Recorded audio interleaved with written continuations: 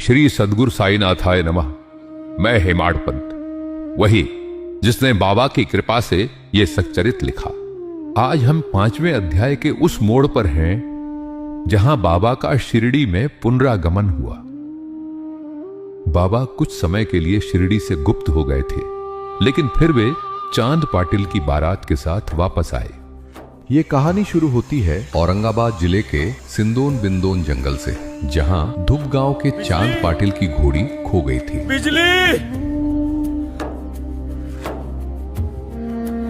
हताश पाटिल को एक आम के पेड़ के नीचे एक फकीर मिला। उस फकीर ने केवल एक इशारा किया,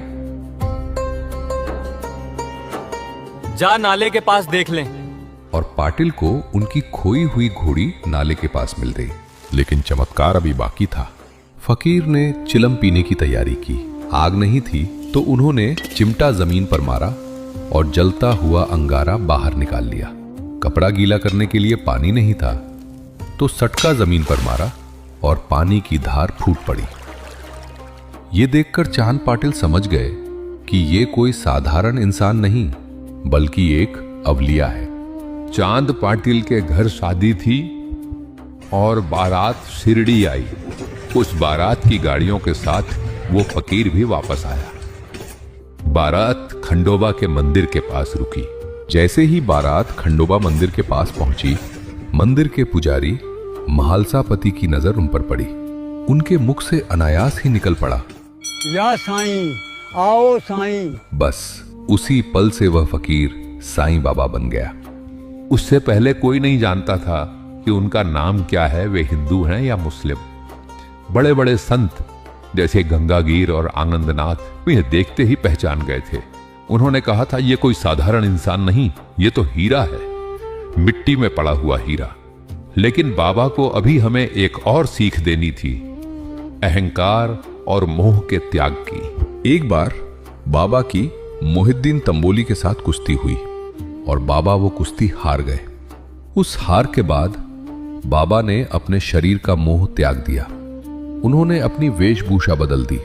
एक फटी हुई कफनी, एक लंगोट और सिर पर एक कपड़ा। वे फटे हुए टाट के टुकड़े पर बैठने लगे और कहने लगे, गरीबी अव्वल बादशाही, अमीरी से लाख सवाई, गरीबों का अल्लाह भाई।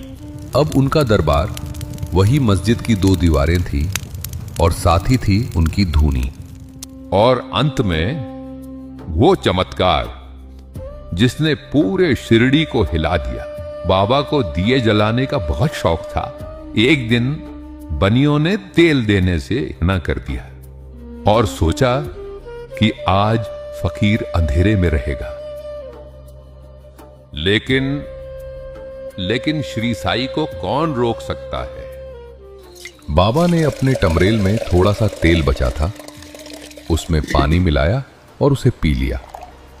फिर उस पानी को दियों में डाला और बत्तियां जला दी।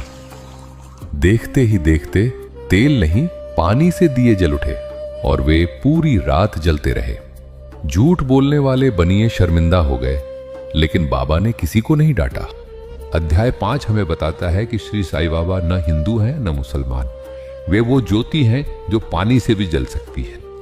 वे प्रेम के भूखे हैं, नाम और रूप के नहीं। श्री सद्गुरु साईनाथार्पणमस्तु। शुभम भवतु।